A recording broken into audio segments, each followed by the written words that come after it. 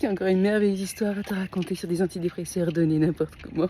Mais oui, c'est moi. Tu vas adorer. Tu vas vraiment raffoler de cette histoire. Hier ou avant-hier, je ne sais plus, je rencontre une maman qui commence à m'expliquer qu'en fait, son mari a des problèmes d'angoisse, des palpitations cardiaques, etc. Bon, à la base, je lui explique, parce que personne n'arrive à lui expliquer en médecine occidentale, pourquoi tu as des palpitations cardiaques quand tu as des angoisses. Bon, bref.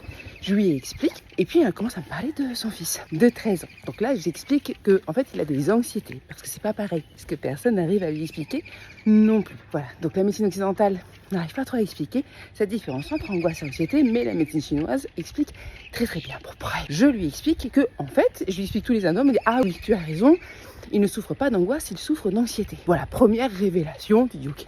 Bon, puis il a vu un médecin, c'est bien que tu nous expliques parce que nous, nos psychiatres, elle n'a jamais réussi à nous expliquer. Au fait, il a des médicaments. Donc là, je me dis, parce qu'il a des problèmes pour dormir, je me dis, naïvement, qu'on lui a prescrit de la mélatonine pour dormir, tu vois. Ce qui est pas mal en soi. C'est pas la solution, ce qui est pas mal. Non. Il a 13 ans, hein, je rappelle. Un antidépresseur. Un antidépresseur. Parce qu'il est dépressif, il dit non.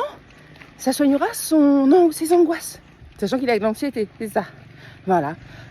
13 ans, puis je présume que c'est prescrit par palier.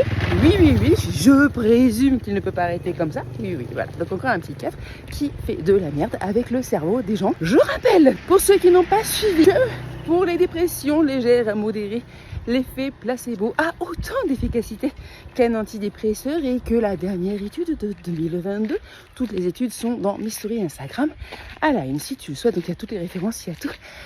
Montre qu'il n'y a donc aucun lien entre un déséquilibre de la sérotonine et la dépression. Voilà. J'adore les antidépresseurs, j'adore ça. Voilà.